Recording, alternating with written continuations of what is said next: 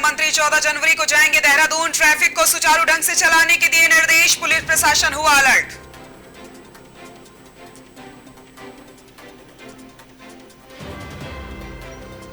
नवनियुक्त स्वास्थ्य महानिदेशक ने संभाला पदभार। डॉक्टर शाह ने प्रेस कॉन्फ्रेंस कर मीडिया से की बातचीत, मरीजों के साथ सरल भाव बरतने की दी सलाह।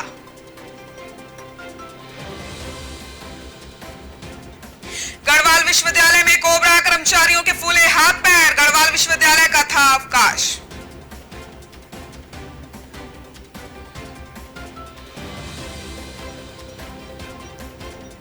और कुमाऊं में युवक ने 315 बोर के तमंचे से की आत्महत्या, परिजनों में मचा कोहराम, पुलिस मामले की जांच में जुटी।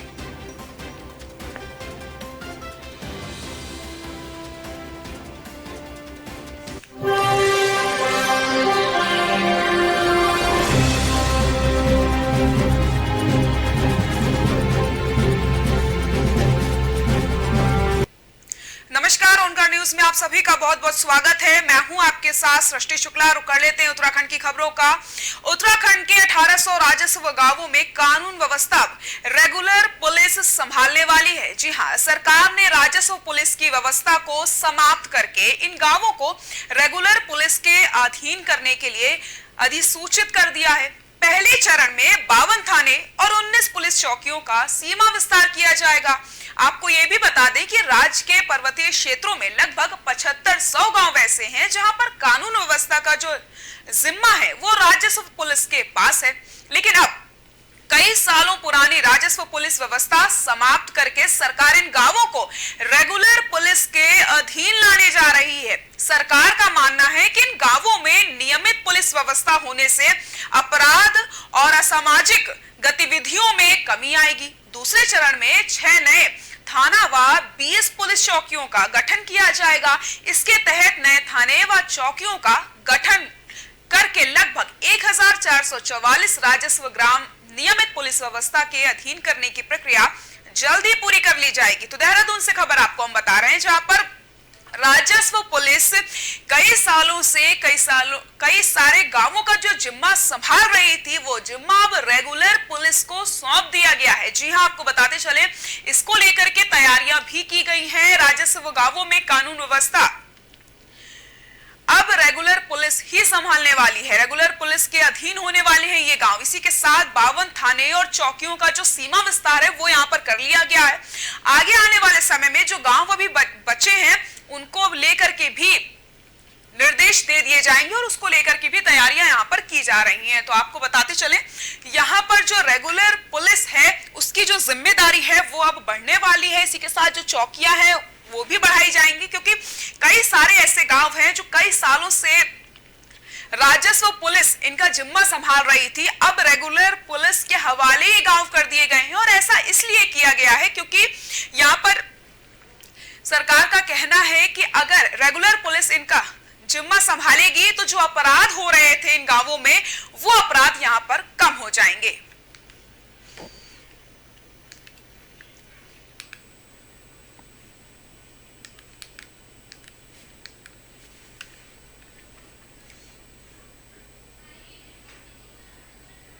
देश के रक्षा मंत्री राजनाथ सिंह आगामी 14 जनवरी को देहरादून जाएंगे, जिसको लेकर के पुलिस प्रशासन ने अपनी तैयारियां तेज कर दी है।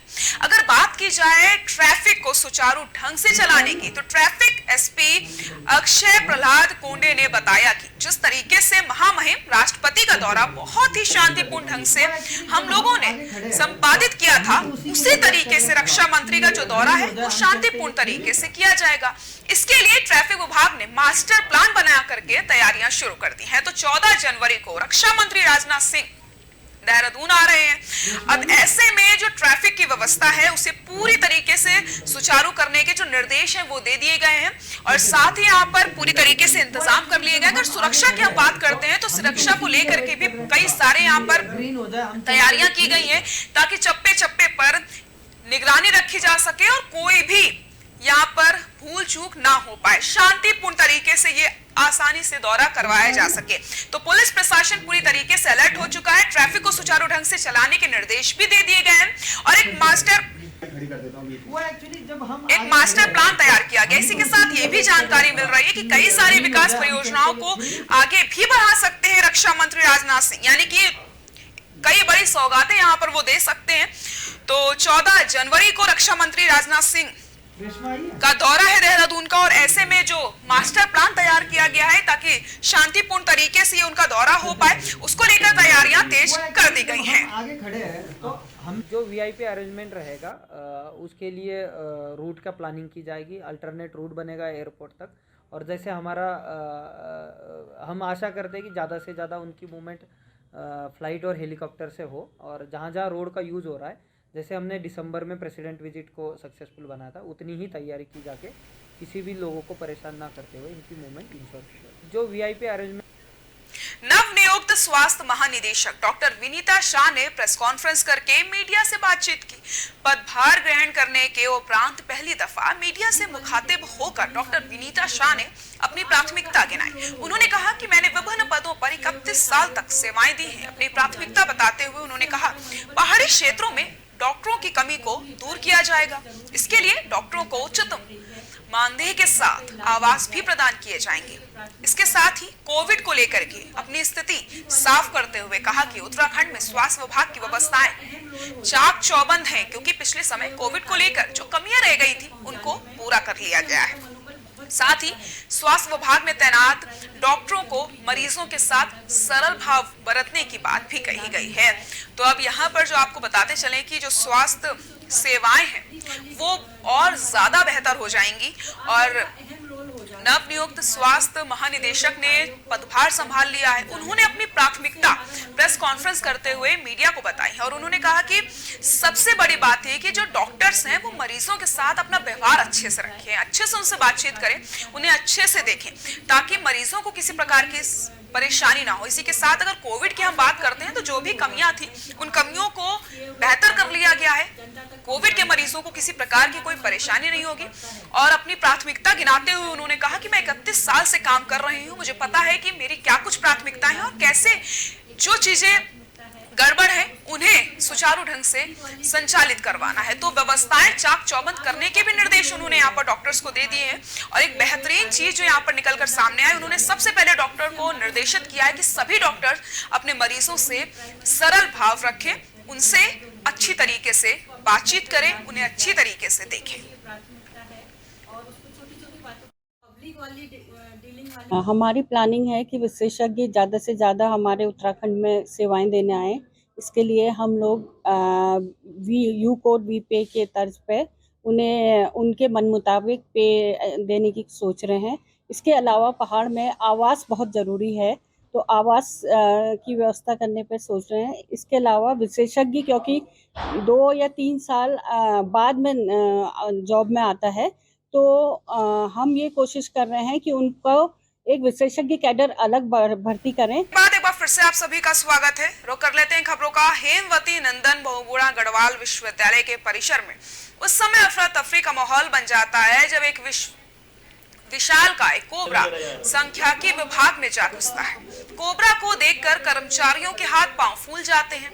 जब तक कोबरा परिसर में रहा तब तक उनकी सांसें अटकी रही। परिसर में मौजूद लोगों के बीच कोबरा को देखने की उत्सुकता के साथ डर भी बना रहा। कोबरा करीब 10 मिनट तक परिसर में रहा। तब तक लोग उसका वीडियो बनाते रहे। काफी देर बाद कोबरा परिसर से बाहर निकल गया। गनीमत रही कि इन दिनों गढ़वाल विश्वविद्यालय में शीतकालीन अवकाश था। ऐसे में छात्रों के परिसर में ना होने से कोई बड़ा हादसा टल गया है। पौड़ी से खबर आपको बता रहे हैं, जहां पर गढ़वाल विश्वविद्यालय में कोबरा घुस जाता है। कर्मचारियों के हाथ पांव फूल जाते हैं कोबरे को देख करके। गढ़वाल विश्वविद्यालय में इस समय अवकाश चल रहा है, जिसकी वजह से छात्र वहां पर मौजूद नहीं थे और एक बड़ा हादसा होते होते टल गया है। तो तस्वीरें भी देख सकते हैं आप, जहां पर 10 मिनट तक ये कोबरा विश्वविद्यालय में ही रहता है और उसके बाद जब बाहर निकलता है तब लोगों ने राहत की सांस ली है।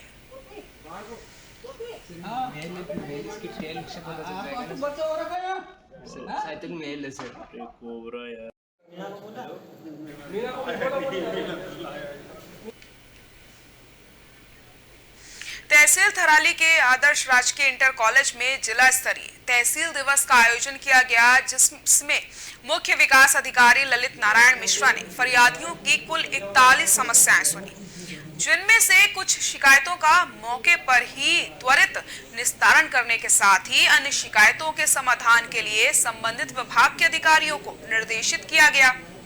कार्यक्रम में जिला विकास अधिकारी सुमन राणा समेत उप जिलाधिकारी थराली रविंद्र जुभाटा और तहसीलदार थराली प्रदीप नेगी भी मौजूद रहे। तत्काल दिवस पर मुख्यतः सड़क, बिजली, पानी के मुद्दे छाए रहे। वहीं स्थानीय लोगों ने वन विभाग से उत्पाती बंदरों को पकड़ने की भी मांग करी है। वहीं सबसे ज्यादा समस्याएं लोक निर्माण विभाग, पेयजल विभाग और नगर पंचायत थराली से जुड़ी रही, जिनके निदान के लिए मुख्य विकास अधिकारी ने आवश्यक कार्रवाई के निर्देश दिए हैं। तो चमोली से खबर आपको बता रहे हैं, जहां पर तहसील थराली के आदर्श राजकीय इंटर कॉलेज में आयोजन किया जाता है। जिला स्तरीय तहसील दिवस का आयोजन हुआ। मुख्य विकास अधिकारी ने यहां पर कार्रवाई के निर्देश दिए हैं और फरियादियों की 41 समस्याओं को यहां पर सुना गया। इसी के साथ कई सारी समस्याएं लोगों ने यहां पर रखी हैं, जिन समस्याओं का तुरंत ही निस्तारण करवाने के निर्देश दिए गए हैं।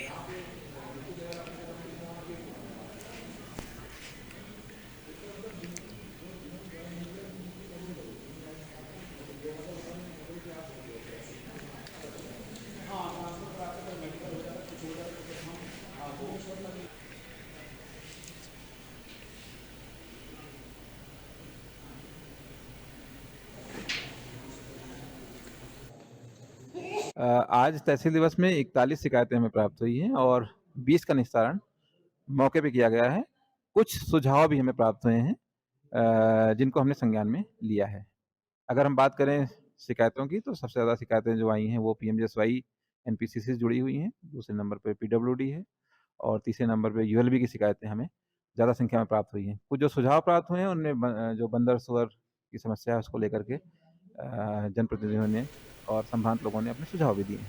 आज वरिष्ठ पुलिस अधीक्षक ऊधम सिंह नगर द्वारा जनपद भर में नशेड़ी एवं आपराधिक प्रवृत्ति वाले व्यक्तियों के खिलाफ चलाए जा रहे अभियान के तहत पुलिस अधीक्षक काशीपुर एवं क्षेत्राधिकारी काशीपुर के निर्देशन में जसपुर पुलिस द्वारा देर रात ठाकुर द्वारा चुंगी से खेड़ा को जाने वाले नहर वाले रास्ते में स्थित एक भवन के बेसमेंट से चोरी की योजना बना रहे 4 युवकों को चाकू के साथ गिरफ्तार किया, जिसके बाद पुलिस आगे की तलाश में जुट गई है। पकड़े गए व्यक्ति शरीफुल आसिफ यूनिस तस्लीम से पूछताछ की गई है और उन्होंने बताया कि वो पूर्व में भी चोरी आदि के मामलों में कोतवाली, जसपुर तथा अन्य जगहों से जेल जा चुके हैं। वहीं पुलिस ने अभियोग पंजीकृत करके माननीय न्यायालय पेश किया जा रहा है।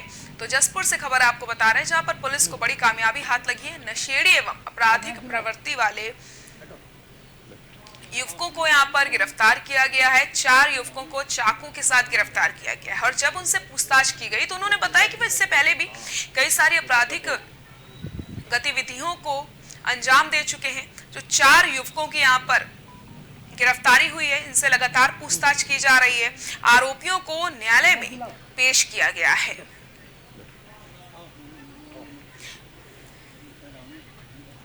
और आपको बताते चले, नशे के खिलाफ लगातार योजनाएं बनाई जा रही हैं ताकि नशा मुक्त उत्तराखंड बन सके और लक्ष्य यहां पर रखा गया है कि 2025 तक इस तरीके के कोई भी मामले सामने ना आ सके। तो यहां पर लगातार जिस तरीके से सरकार अग्रसर है, तमाम तरीके की योजनाएं बनाई जा रही हैं, प्रशासन भी पूरी तरीके से अलर्ट मोड पर आ चुका है। तो ऐसे में लगातार लोगों से यही अपील की जा रही है कि वो नशे से दूर रहें और इस तरीके की प्रवृत्ति को पूरी तरीके से त्याग दें। तो 4 युवकों को यहाँ पर चाकू के साथ गिरफ्तार किया गया है।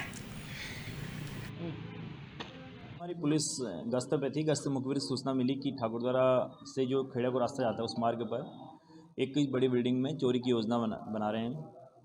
ये लोग एकत्र हैं। तो इस सूचना पर पुलिस मौके पर गई तो पुलिस ने मौके पर 4 लोगों को गिरफ्तार किया है, जिनके कब्जे से आला नकब और कुछ चाकू बरामद हुए हैं, जिस पर नियमानुसार अभियोग पंजीकृत किया जा चुका है और अभियुक्त को रिमांड हेतु पेश किया जा रहा है। इससे पूर्व भी कई बार जेल जा चुके हैं। ये आदतन अपराधी हैं, पहले भी जेल जा चुके हैं। हमारी पुलिस सोमवार की देर रात रामनगर कोतवाली के अंतर्गत ग्राम उदयपुरी बंदोबस्ती पीरूम द्वारा निवासी एक युवक ने 315 बोर का तमंचा कनपटी से सटाकर गोली चलाकर आत्महत्या कर ली। घटना के बाद मृतक के परिजनों में जहां एक और कोहराम मचा हुआ है, तो वहीं पुलिस भी मामले की जांच में जुट गई है। घटना के संबंध में कोतवाल अरुण कुमार सैनी ने जानकारी देते हुए बताया कि 37 वर्षीय कुलदीप सिंह का परिवार विवाद चल रहा था, वो काफी परेशान था। उन्होंने बताया कि कुलदीप सिंह ने सोमवार की देर रात घर में ही 315 बोर के तमंचे को अपनी कनपटी पर सटाकर गोली चला दी, जिससे उसकी मौके पर ही दर्दनाक मौत हो गई। उन्होंने बताया कि मृतक के शव का पोस्टमार्टम कराने के बाद शव परिजनों को सौंप दिया गया तथा घटना के कारणों की जांच की जा रही है। तो कुमाऊं के रामनगर से खबर आपको हम बता रहे हैं, जहां पर युवक ने 315 बोर का तमंचा लेकर के अपनी जीवन लीला समाप्त कर ली है। परिजनों में कोहराम मच जाता है और पुलिस मामले की जांच कर रही है। पता लगाने का प्रयास किया जा रहा है कि आखिरकार युवक ने ये कदम क्यों उठाया है। और जानकारी के मुताबिक पारिवारिक विवाद के चलते युवक ने एक कदम उठाया है। फिलहाल और छानबीन की जा रही है, पूछताछ का दौर लगातार जारी है, क्योंकि 37 वर्षीय युवक ने 315 बोर के तमंचों से गोली चलाकर अपनी जीवन लीला समाप्त कर ली है। तो ये पता लगाना बेहद जरूरी हो जाता है कि आखिरकार युवक ने ये कदम क्यों उठाया है। फिलहाल पुलिस अपनी जांच पड़ताल में जुटी हुई है।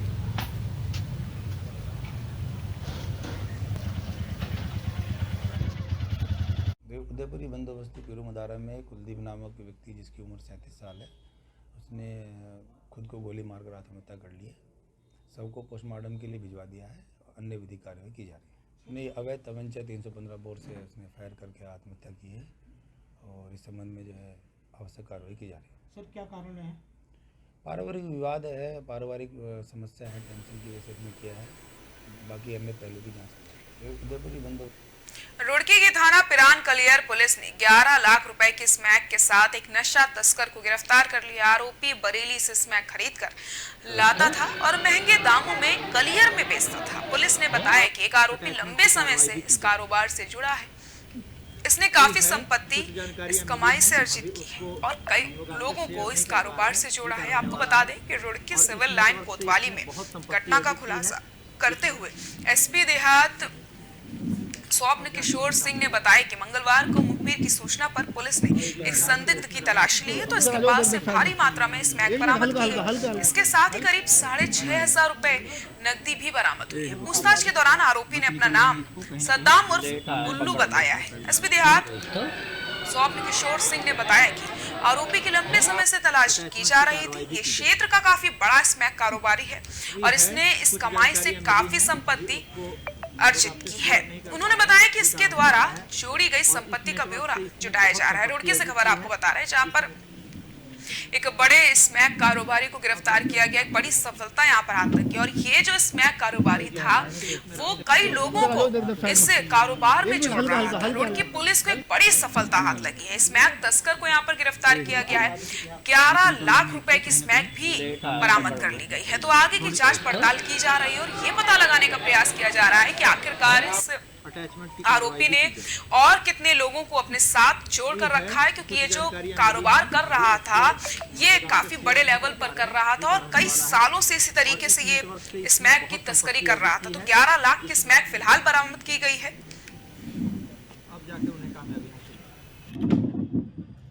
स्मैक की तस्करी में संलिप्त एक अभियुक्त सद्दाम उर्फ गुल्लू निवासी कासमपुर पथरी को गिरफ्तार करने में कलियर पुलिस को सफलता हासिल हुई है। कलियर थाना अध्यक्ष जहांगीर अली और उनकी टीम के द्वारा उक्त अभियुक्त को गिरफ्तार कर उसके कब्जे से लगभग 103 ग्राम स्मैक में इलेक्ट्रॉनिक तराजू और स्मैक की बिक्री से अर्जित लगभग 6,500 रुपये बरामद किए गए हैं। इस संबंध में उससे जानकारी की गई है और जानकारी की जा रही है कि उसके नेटवर्क में और कौन कौन लोग शामिल हैं। स्मैक की तस्करी में संलिप्त एक रुक कर लेते हैं अगली खबर का। अल्मोड़ा नगर के लिए एक बड़ी उपलब्धि का दिन है आज। जिलाधिकारी द्वारा की गई अल्मोड़ा तहसील की खाता खतौनी व विभिन्न प्रमाण पत्रों के लिए तहसील की दौड़ नहीं लगानी पड़ेगी। ये अभिलेख से नगरपालिका परिषद कार्यालय अल्मोड़ा में संचालित जन सुविधा केंद्र के माध्यम से प्राप्त किए जा सकते हैं।